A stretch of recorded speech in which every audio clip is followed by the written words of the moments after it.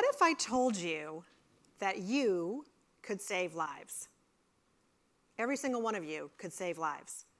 In fact, all of us could. It just means we have to make a choice to lead for equity. Every day, and maybe even every moment, someone dies from racism.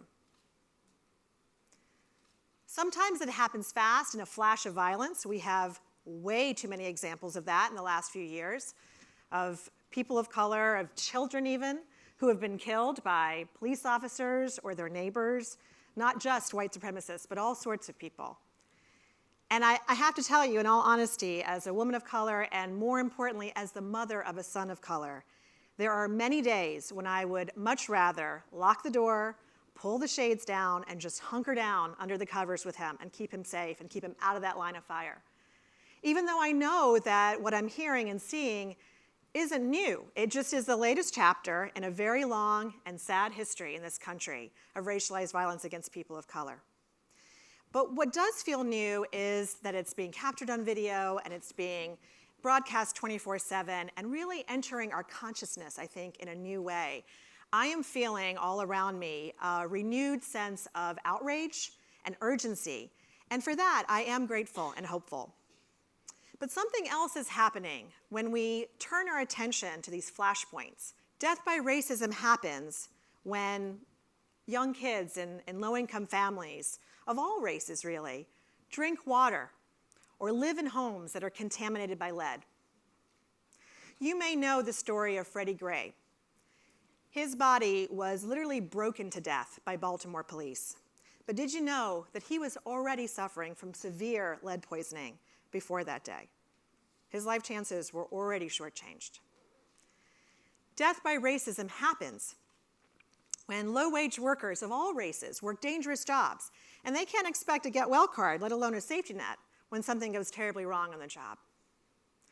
Death by racism happens when students of color lose sight of their dreams or their potential, and they fall into the school-to-prison pipeline because they think that's all they have. We tell them, in fact, the culture tells them that's all they're worth.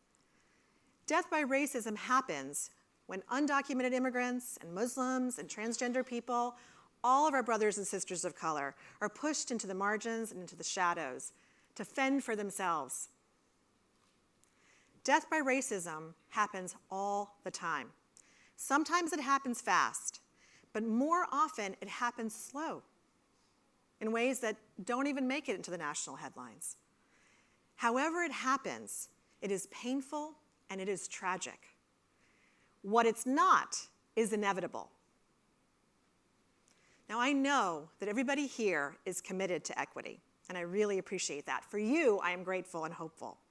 But I think you all would agree with me that we need something more than just commitment if we're really going to save lives, right? Something as important as that. We need to amplify our commitment with our voice and our actions in all of our spheres of influence. We have to join with other people to really create a culture where we talk about structural racism openly and honestly, and we dig in and analyze it, what's holding it in place, and we strategize together to figure out how to truly dismantle it and replace it with true and lasting equity.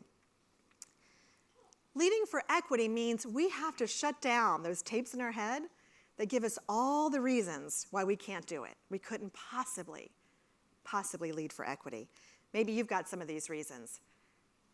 Maybe you've been told that it's impolite to talk about race in public, or that if you're the one who brings up race, then you're actually the racist. So let's steer clear of that. Maybe in this politically charged environment we're in, maybe you've gotten the message that it's too political to call out those power structures that pick winners and losers in our society. Maybe you are just scared to be part of a conversation that's so important when you're so imperfect at it. Whatever your reason is, I have to tell you, if you're not choosing to lead for equity, then you are complicit. You're an accessory to death by racism. And please hear me, I'm not just saying this to you, I'm saying it to myself too, okay? This is true for all of us. We have to make a different choice. What it means to lead for equity, we're really lucky. This isn't just something that superheroes do. It's something we human beings can do, and we must do it. It requires us first and foremost to care about each other, just really urgently care about each other. And then to imagine new possibilities, not to get stuck in the current status quo of what is. And I think it probably takes some courage, because there are some risks involved, but even more than courage, I think what it takes is some good old planning and preparation. So I want to tell you a story about someone you may already know, Bree Newsom. She's the artist and activist who brought down the Confederate flag in South Carolina on the State House grounds. And I just heard her on the radio a few days ago, and she was talking about what she did, why she did it, how she did it, and everything. I just thought it was so interesting. She said that one of the reasons she decided to participate in that action was because she had just heard so many people, politicians, even reasonable ones, say it just couldn't be done. Even people who said they kind of agreed with her that it should come down, that it was just too hard. Too many people were attached to the flag. It was too embedded in the culture. It was just too complicated. That flag could not come down. So part of what motivated her was just proving them wrong, just taking it down, showing that it could be done. So she prepared. And she didn't do that alone. She actually had lots of friends and allies and supporters and fellow activists working with her together. One of them went out to the State House and kind of scoped it out and figured what it would take to get to the flagpole and up the flagpole. They found another activist, a Greenpeace protester who had tons of experience climbing flagpoles. And that person came by and gave them tips and advice and everything else. And then Bree actually practiced climbing flagpoles. If you're going to climb a flagpole, you probably should practice climbing flagpoles. And she did. So when the day for that action came, she was ready. She climbed up that flagpole, and she brought down that flag. And you know what? Once she did that, a lot of people, including some of those naysayers, said, well, I guess it can come down after all. Look at that. And a few weeks later, they formalized that. They officially took it down, right? The legislature made that decision. So what Bree and her allies did was they changed the point of reference for what was possible. Now, I don't want to suggest that what Bree and her allies did wasn't extraordinary. Of course, it was extraordinary, but it was also the work of human beings. And that means that all of us human beings, we can do some work too. We can make some choices in our own work to actually lead for equity as well. So I'm sure there's some data people in the room, and of course you're already disaggregating your data by race, which is great. Maybe take that a step further and expose the systems that are even creating those racially disparate outcomes to begin with. If you're an advocate, I like the suggestion earlier, run for office. I think that's a good one.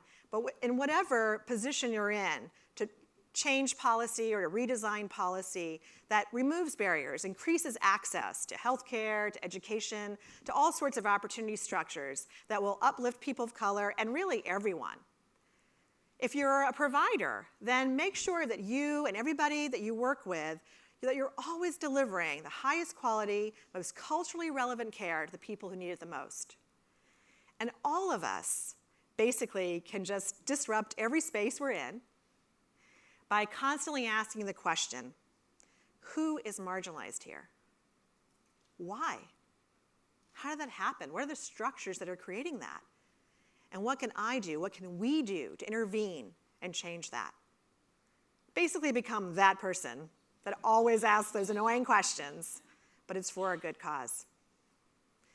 Leading for equity means that all together, we no longer cede the public square or the public consciousness to those who would deny that inequity exists or matters. Leading for equity means we join together and we publicly declare our powerful vision for a just and fair and healthy world where all of us can thrive. Sure, there are some risks, I know there are, but the rewards are so great. We could save lives. It's our turn. It's our time. Let's lead for equity. Thank you.